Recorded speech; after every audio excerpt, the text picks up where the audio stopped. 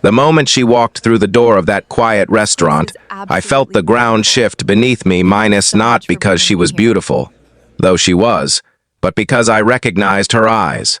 They were the same eyes that had looked at me across a boardroom table just 3 days earlier and told me, with quiet authority, that my quarterly numbers needed to improve, or I would be let go. They were the eyes of my boss's daughter, and suddenly, the blind date my boss had arranged with a knowing smile and a mysterious wink made devastating, terrifying, wonderful sense. But let me take you back to where this story really began, minus not in that restaurant, not in that moment of recognition, but in the wreckage of a life I had spent years trying to rebuild from nothing. My name is Daniel Mercer, and for most of my adult life, I carried a particular kind of loneliness that doesn't announce itself loudly. It doesn't sob in public or beg for attention. It simply settles into your bones, like winter cold, making everything you do feel slightly muted, slightly less than what it could be. I was 34 years old, working as a mid-level project manager at a mid-sized marketing firm in the city, and I had not been on a date in 2 years. Not because I was incapable of love, minus I had loved deeply once, minus, but because the last time I opened my heart completely, it had been handed back to me in pieces, and I had spent a long time carefully, quietly, deciding whether it was worth the risk of putting it together again.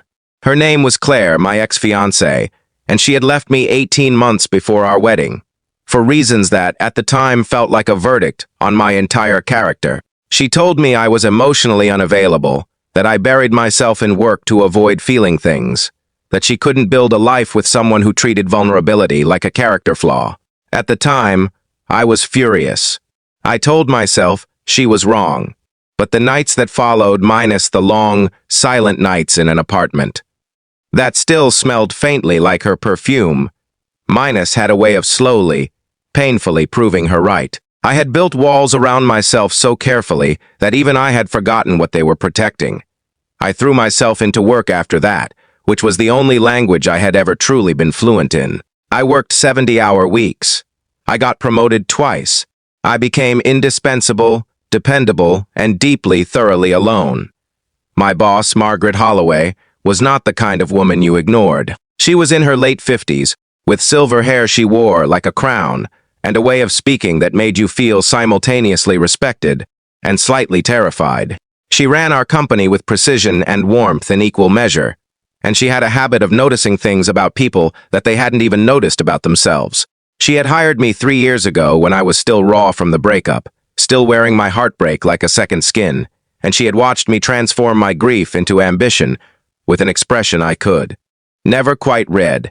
It was somewhere between admiration and concern, like someone watching a gifted athlete train too hard and knowing, with quiet certainty, that an injury was coming. She called me into her office on a Wednesday afternoon, which was unusual.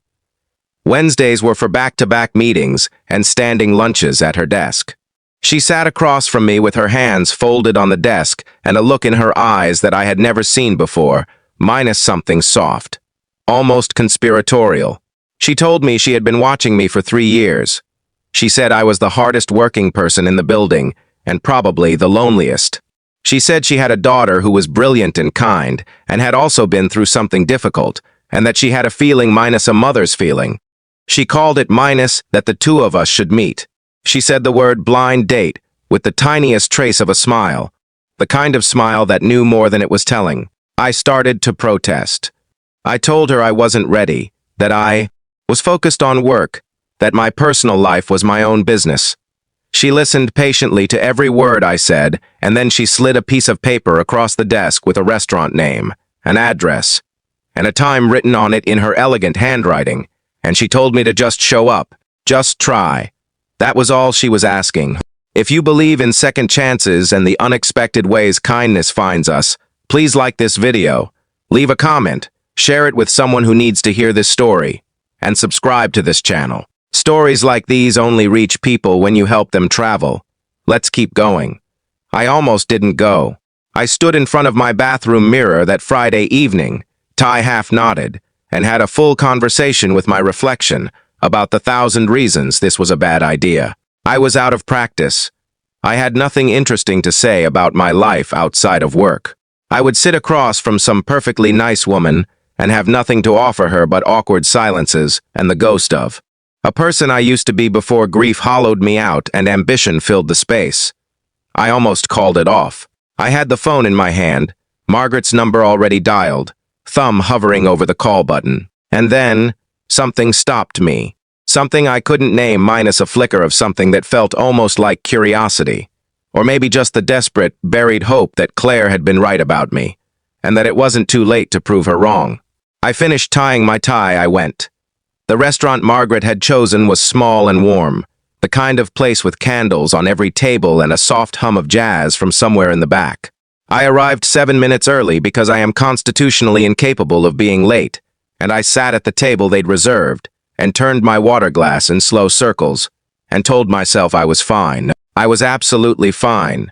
And then the door opened. She walked in with the quiet confidence of someone who had learned, through difficulty, to take up exactly the space she needed. And no more. She was wearing a deep blue dress and her dark hair was down, and she was scanning the room with those eyes minus those unmistakable eyes minus.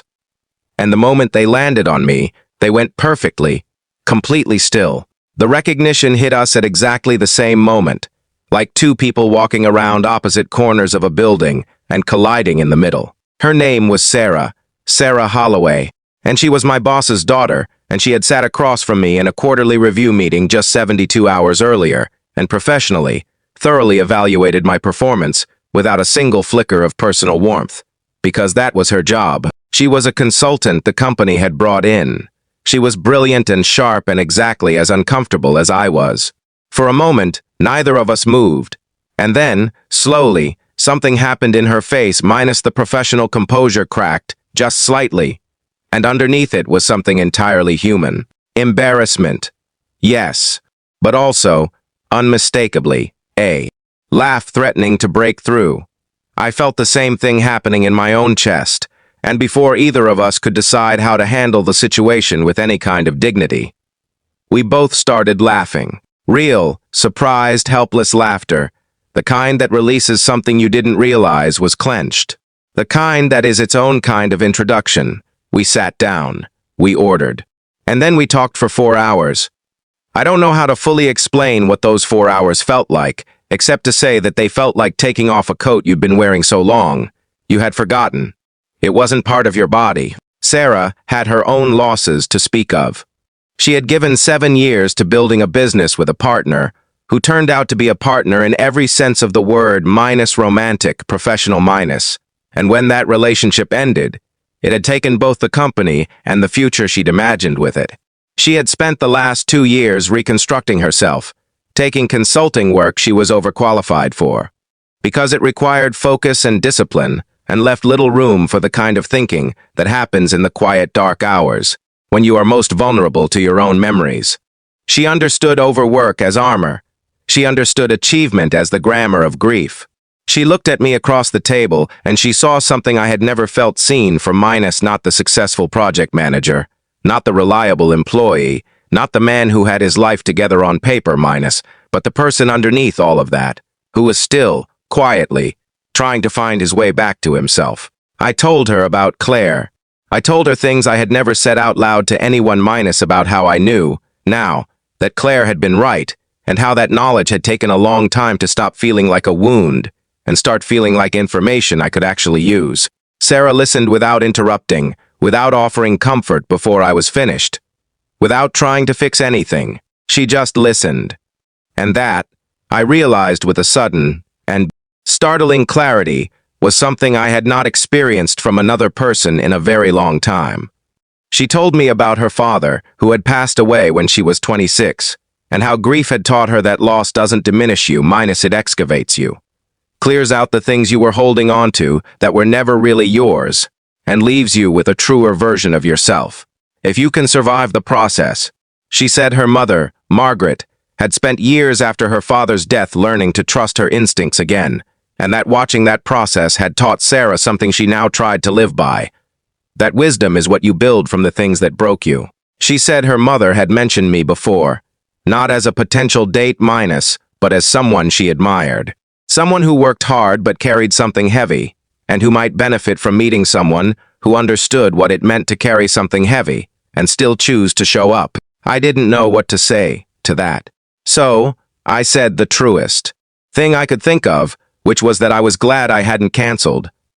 We left the restaurant at nearly midnight. The city was quiet in that particular way it gets on cool autumn evenings, when the noise of the day has settled and the streets feel like they belong to the people, willing to simply stand still in them.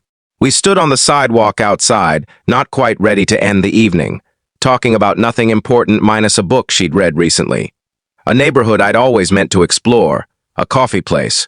She liked minus and all of it felt easy in a way that nothing had felt easy in a very long time. I walked her to her car. We said goodbye in the careful, hopeful way of two people who have just discovered something fragile and good, and are very much aware of how fragile it is. She said she had enjoyed the evening. I said I had too, which was perhaps the most monumental understatement of my adult life. She smiled minus, and it was a different smile than the one she'd worn in the boardroom. Fuller, less guarded minus, and she got in her car, and I stood on the sidewalk watching her taillights disappear and felt, for the first time in 2 years, like the future was something I actually wanted to be part of. I went to see Margaret on Monday morning, before the office had fully come to life. She was at her desk with her coffee and her reading glasses, and she looked up when I knocked, and something in my face must have told her everything she needed to know, because she smiled minus that same small. Knowing smile from Wednesday minus before I had said a single word. I sat down in the chair across from her, and I told her that what she had done was absurd and surprising and possibly the most meaningful act of kindness anyone had extended to me in years. She took off her reading glasses and set them on the desk. She said she'd simply done what good people do when they see two people carrying the same kind of heavy load in the same direction, minus she'd introduce them, and let the rest take care of itself, she said. Her husband, Sarah's father, had always believed that loneliness was the one thing human beings were never meant to carry alone, that it was the specific burden we were built to share. I didn't trust myself to respond to that without embarrassing myself, so I just thanked her, and she nodded in that precise, dignified way she had, and then told me my morning meeting had been moved to 10 o'clock. And just like that, we were back to normal minus except that nothing, not really, was normal anymore. Something had shifted. Some long closed door inside me had opened just a crack, and light was getting in, and I was finding that I didn't want to close it again. Sarah and I had dinner again the following weekend, and the weekend after that. We were careful with each other in the way that people are when they've both been hurt before, and know better than to rush at something good. We talked about everything minus our fears, our failures, the versions of ourselves we were still in the process of becoming. She challenged me in ways I hadn't expected, called me out gently when I retreated into my old habit of intellectualizing feelings instead of having them, and I did the same for her when she used busyness as a shield. We were mirrors for each other. We helped each other see clearly. Months passed. The seasons changed, and quietly, steadily, without drama or declaration, we fell in love. Not the falling off a cliff kind of love that I had confused for passion in my 20s, minus, but something deeper, more considered. The kind of love that is also a choice. The kind you build the way you build anything that lasts minus slowly, with attention, with the willingness to keep showing up even when it's uncomfortable.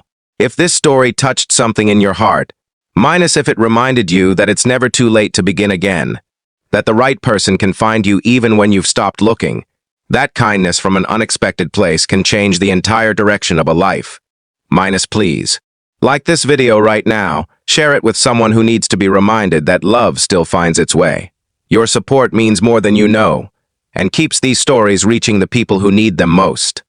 I think about Margaret, sometimes minus about what it took for her to look at a broken, overworking, emotionally armored man and see something worth investing in.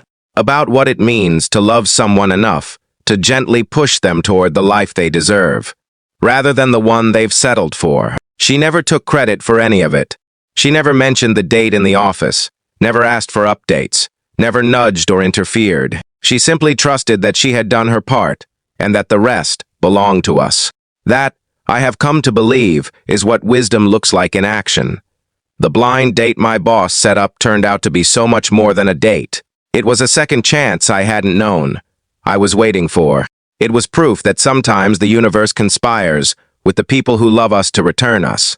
To ourselves, it was the moment the walls I had built so carefully, brick by careful brick, finally began to come down, minus not all at once, not without difficulty, but steadily, with the patient help of someone who understood exactly what those walls were made of, because she had built her own.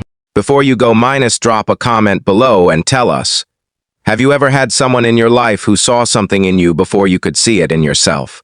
Tell us your story. We read every single one. Some doors don't look like doors when you're standing in front of them. Some beginnings look like ordinary Friday evenings at quiet restaurants in the city. Some of the most important people in your life walk in through doors, held open by someone who simply paid attention and cared enough to act. Daniel Mercer learned that lesson at 34 on an autumn evening, when a blind date turned into the beginning of everything he had given up hoping for. And if you are someone who has been carrying something heavy for a long time, if you have been moving through your days doing everything right and still feeling like something essential is missing, I hope this story finds you and stays with you, because the door is still open, the table is still set, and somewhere, someone who has been waiting just as long as you have is about to walk through.